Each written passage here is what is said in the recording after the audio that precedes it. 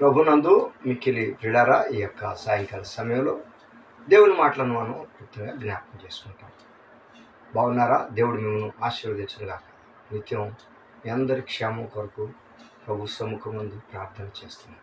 Okay, కీర్తనల భాగంలో 55వ సంకీర్తన 17వ వచనం, 480వ పేజీ, 55వ సంకీర్తన 17వ వచనం. సాయంకాలమున, ఉదయమున, మధ్యాహ్నమున నేను ధ్యానించుచు మొర్రపెట్టుకుందును, ఆయన నా ప్రార్థన ఆలకించును అని దావీదు మాట్లాడుతాడు. సాయంకాలమున, మధ్యాహ్నమున, ఉదయమున, సాయంకాలం, మధ్యాహ్నం, సాయంకాలం, ఉదయము, మధ్యాహ్నం, అంటే 3 వేళల దేవునికి ఆయన ప్రార్థన చేస్తున్నాడు. 3 పర్యాయం. అంటే సాధారణంగా మనం ఉదయము, మధ్యాహ్నం, సాయంత్రం భోజనం చేస్తాం. అంటే దావీదు అంటున్నాడు, 3 పూట్ల నేను దేవునికి ప్రార్థన చేస్తాను. అంతేకాదు, దేవునికి మొర్ర పెడతాను. ఎందుకు? ఆయన నా ప్రార్థన ఆలకించు.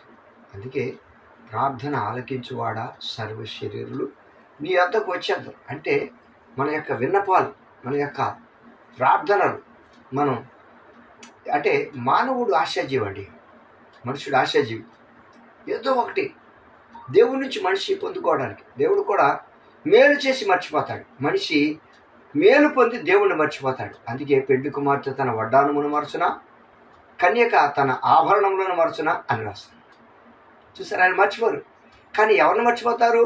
సద్దన్నం తిన్నానమాట, సద్దన్నం తిన్నమ్మా, భర్త ఆకలి ఎరగదు అని పెద్దలు సామెత చెప్తారు. అలాగూ మనిషి దేవుణ్ణి మర్చిపోతున్నాడు. అందుకే దేవుడు అంటాడు, ఆకాశమా ఆలకించు, భూమి చెవియొగ్గుము, నేను పిల్లలను పెంచి గొప్పవారిని చేస్తే వారు నా మీద తిరగబడి ఉన్నారు అంటాడు. యెషయా గ్రంథం 1వ అధ్యాయం 2వ వచనంలో ఈ మాట ఉంటుంది. కాబట్టి సాయంకాలమున, ఉదయమున, మధ్యాహ్నమున నేను ఆయన స్తుతిస్తాను, ఆయనకి మొరపెడతాను, ప్రార్థిస్తాను, ఆయన ఘనపరుస్తాను అన్నాడు. అందుకే సాధారణంగా మనకు తెలుసు, దావీదు ముమారు ప్రార్థన చేసేవాడు అంటాం. కానీ ఎక్కడుందో కొంతమందికి బైబిల్ సరిగా చదవనందువలన, లేకపోతే మెమరీ లేనందువలన, జ్ఞాపక శక్తి తక్కువగా ఉన్నందువలన ఎక్కడుందో తెలియదు. అలాగే 119వ కీర్తన 164వ వచనంలో కూడా, నీ న్యాయ విధులను బట్టి దినమునకు 7 మార్లు నేను స్తుతించుతున్నాను. అంటే దావీదు ముమ్మారు ప్రార్థన చేశాడు, మొర్రపెట్టాడు, అడిగాడు, విన్నపం చేశాడు, ఆయన అవసరాలు దేవుని దగ్గర చెప్పుకున్నాడు. అయితే స్తుతించుట విషయానికి వస్తే 119వ కీర్తన, నేను పేజీ నెంబర్ కూడా చెప్తాను అండి, 519వ పేజీ, 119వ కీర్తన 164వ వచనం. నీ న్యాయ విధులను బట్టి దినమునకు 7 మార్లు నేను నిన్ను స్తుతించుచున్నాను అంటూ 165వ కీర్తన ఆ వచనంలో కూడా, నీ ధర్మశాస్త్రమును ప్రేమించు వారికి ఎంతో నెమ్మది కలదు, వారు తొట్టిల్లుటకు కారణమేమీ లేదు. చూసారా? అంటే దేవుని ధర్మశాస్త్రాన్ని ధ్యానించడం వల్ల లాభం. అందుకే 1వ కీర్తన 2వ వచనంలో, యెహోవా ధర్మశాస్త్రమునందు ఆనందించుచు దివారాత్రము దానిని ధ్యానించువాడు ధన్యుడు. ధర్మశాస్త్రం ఎలా ఉంటుందంటేనండి, ఒకడు కొత్తగా ఇల్లు కట్టి ఇంకా గృహప్రవేశం చేయకుండానే యుద్ధానికి వెళితే, ఒకవేళ యుద్ధంలో చనిపోతే వేరొకడు గృహప్రవేశం చేస్తాడు గనక అతడు యుద్ధానికి వెళ్ళకూడదు. చూసారా?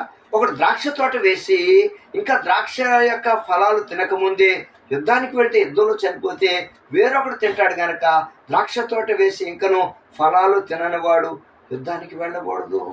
ఒకడు స్త్రీని ప్రదానం చేసుకుని ఇంకను ఆమెను పరిగ్రహింపక మునిపే ఒకవేళ యుద్ధంలో చనిపోతే వేరొకడు పరిగ్రహించుడు గనక అతడు యుద్ధానికి వెళ్ళకూడదు. ఒకడు ఇల్లు కడితే దాని చుట్టూ పెట్టగోడ కట్టకపోతే, ఆ ఇంటి మీద నుంచి ఎవరైనా కింద పడిపోతే నరహత్య దోషం వారి మీదకి వస్తుంది కనుక ఇంటి చుట్టూ పెట్టగోడ కట్టాలి. దేవుని ధర్మశాస్త్రం ఎంత గొప్పదండి. యుద్ధానికి వెళ్ళినప్పుడు ముందుగా రాయబారం పంపించాలి.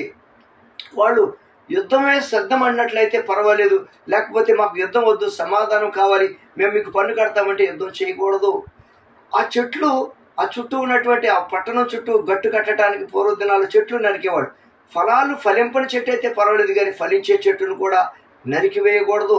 పొలంలో ఉన్న చెట్లు నరులా అంటారు. కొంతమంది చూడండి, మనుషుల మీద ఉన్న కోపం వాహనాల మీద చూపిస్తారు. అది మంచిది కాదు. గుడ్డివాని ఎదుట అడ్డం వేయకూడదు, చెవిటి వాడిని తిట్టకూడదు, తల నెరిసిన వాడిని సన్మానించాలి, తల్లిదండ్రులు సన్మానించాలి, దీర్ఘాయుష్మంతులు అవుతారు. ఇవన్నీ ధర్మశాస్త్రం మనకు స్పష్టంగా బోధిస్తుంది. ఇంకొక విషయం, యుద్ధానికి వెళ్ళేవాడు కూడా పిరికివాడైతే వెళ్ళకూడదు. అతడు పిరికివాడై తన సహోదరుల గుండెలు చెదిరిపోయేటట్టు చేస్తాడు.